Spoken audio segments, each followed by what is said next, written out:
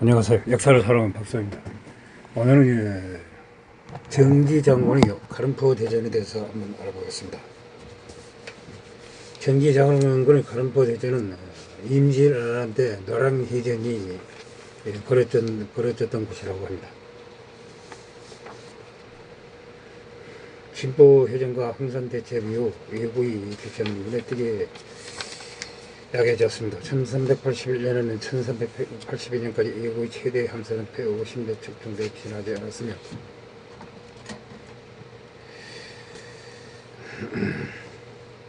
동해안 부근을 중심으로 하는 어느 정도 활기를 치긴 하였습니다. 그러나도 이전 무능한 고려군에 비해 1480년 이후의 고려군은 최영장군이나 이승계 장군 같은 명장의 출연과 국가적 차원의 수력 강화 그리고 청선의 화양무기 개발 등으로 일부가 싸워 효과적으로 물치는 경우가 있었습니다. 조정의 파괴로 경상도가 안정화되었던 것처럼 군을 이끄는 직원들이 어느 문제만 아니면 당시 전역으로도 외구를 상대하는 데 큰 문제가 없었습니다. 근데 1383년 외구는 다시 한번 거대한 전역을 일으켜 고려를 쳤습니다. 이렇게 하여 벌어진 전투가 가름포 대첩입니다. 1382년 11월 끝으로 한동안 숨을 죽이고 있던 외구는 거의 반년이 지난 1383년 5월 남도없이 120여 척의 대함선을 이끌고 경상도로 침공해 왔습니다. 비록 그 숫자가 1377년이나 1380년 정도의 가공할 수준은 아니었습니다. 진포에서의 해전 이후 최대 규모의 군대가 갑작스럽게 챙겨온 일이라 이는 큰 충격을 주었습니다.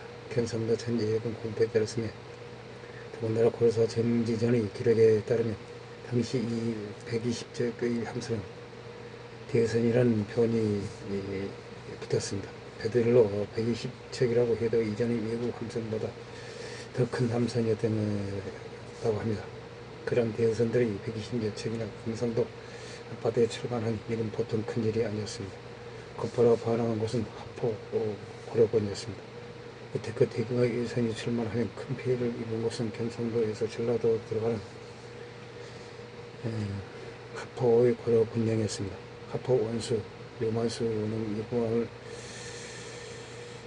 알리며 지원을 요청하였습니다. 가장 가까이에 있던 고려 수군은 정지가 이끄는 수군으로 정지는 개조한 함선을 47척의 함선으로 전라도 나주 목포 부근에서 주변하고 있었습니다. 가장 가깝다고 해도 서남해안을 타고 정반대 방향으로 가야 하였습니다.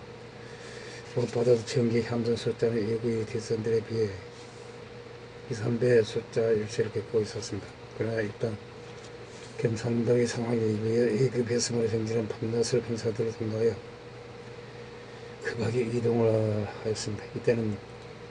이때 하필 전염병이 크게 번져 수군 가운데서도 죽은 사람이 태반이었습니다. 따라서 병사들의 사기가 먼저도 크게 격정되었습니다. 정지는 바다에서 죽은 사람이 있으면 늘 묵지로 상륙해서 상류를 제대로 치러주었습니다. 정지를 종행해서 따랐다고 합니다. 이때 이동에서도 정지는 병사들을 독려하며 심지어는 자신이 직접 손수 노를 젓기도 하여 노를 젓는 병사들도 죽을 힘을 다해 노를 저어 늦기 전에 도착할 수 있었다고 합니다. 이러한 3년간 적을 기인한 정지는 결전을 앞두고 서둘러 합보의 병사들을 정지하면서 병력을 최대한 풀리기 위해 일을 썼습니다. 적은 이미 남해군의 남해 관음포 관리와 있어서 더 지체할 수 없는 노릇이었습니다. 여기에 대해 정찰을 통해 고려 수군의 숫자가 별거 아니라는 것을 파악한 일본은 공세로 나오게 되었습니다. 여기에 대해 비까지 내렸습니다. 비가 딱히 고려군에 이득이 될 것이 없다고 판단한 정지는 지리산이 신신의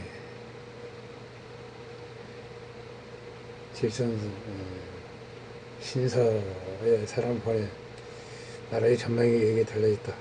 신령 나로서 자기 먹는 신사를 일을 하지 말라고 일가를 하도록 하였다. 그래야 비가 그쳤다고 한다. 드디어 결정 시간이 되었다.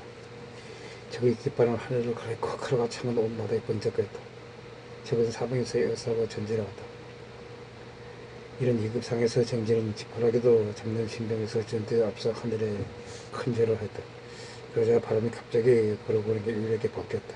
그야말로 신풍이라고 할 수밖에 없는 바람을 타고 고로속도는 엄청난 속도로 이동에 박돌한 게 이르렀다. 이는 큰 배 20여 척의 배마다 군사 114명을 태워 앞으로 전진하고 있었다. 즉 이 공격에 동원된 예비 숫자만 해도 2,800여 명 가량이었던 것이다. 여기에 대해 뒤를 따르는 여타가 함께 묶여 있었다. 물론 이는 전투에 앞서 여타 병력을 큰 배에 집중시켜 일반적으로 탄 숫자보다 더 태운 숫자였을 테지만 당시 외부 입세선들이 보통 규모가 아니었다는 점을 추측할 수 있다. 정전은 이것과 경제는 사투를 불러 적성 20척가량을 앞으로 이용해 수장해 버렸다. 예의 사망자는 1만 명 중 2,800명이 죽었다. 적의 규모는 확실히 대단했지만 그보다도 신문과 더 대단한 위력을 발휘한 것이 이삼에서 변마사 윤송 대단한 위력을 발휘하였다. 이삼에서 변마사 윤송과 일부 병사들도 화살을 맞고 전사할 정도로 고르곤도에 쉽지 않는 싸움을 불렀다. 그러다 천냥병에다가 먼 길을 급하게 온 피바람에다가 전력 열쇠를 안고서도 예국을 격파하는 데 성공하였다. 더 많은 함선을 가지고 있었음에도 대피한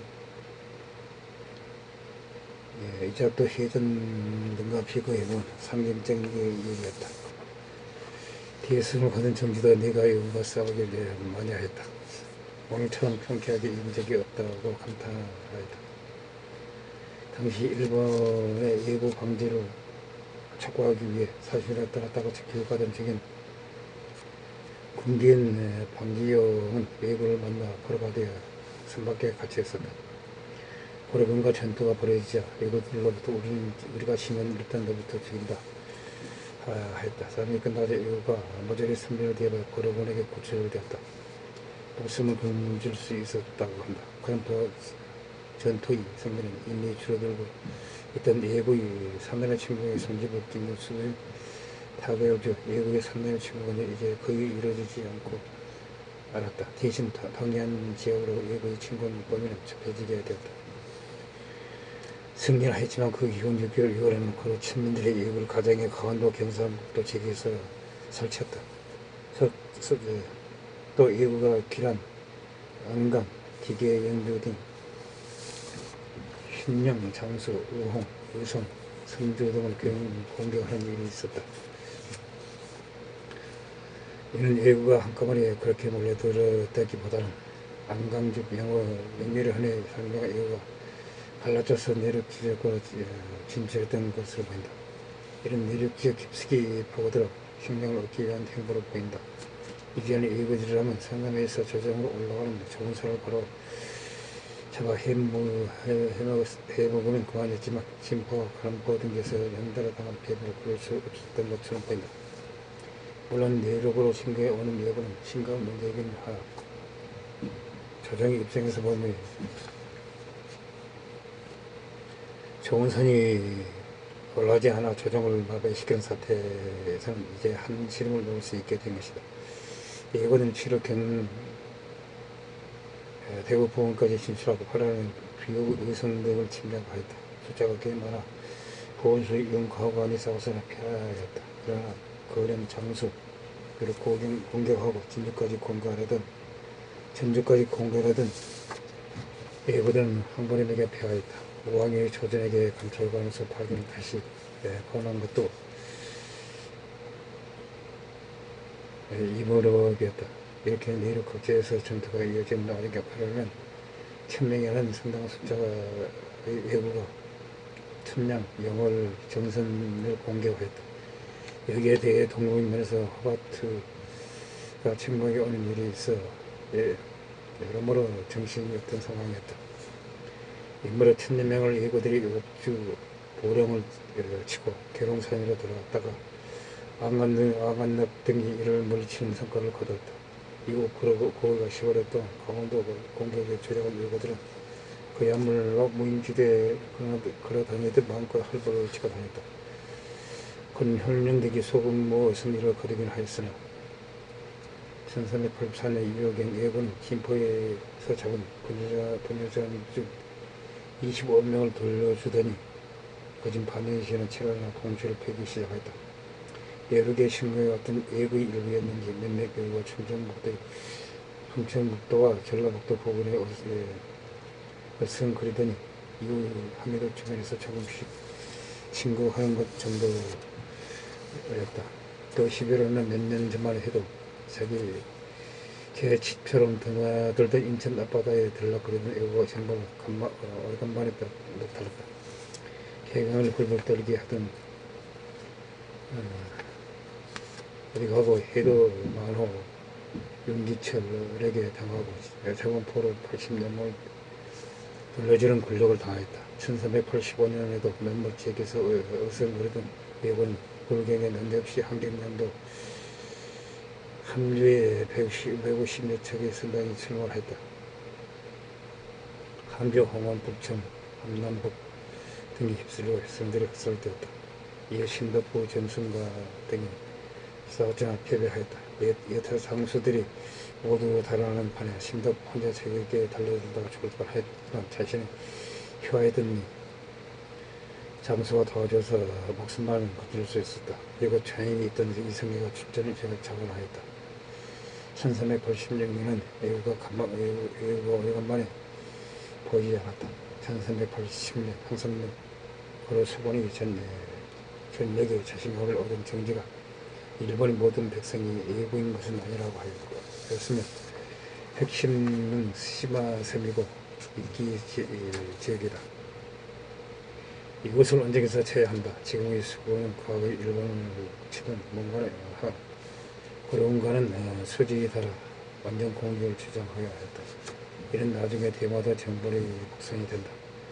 바다나 강 같은 물에서 죽는다는 것은 동서양 통틀어 가장 참혹한 죽음 방식 가운데 하나였다.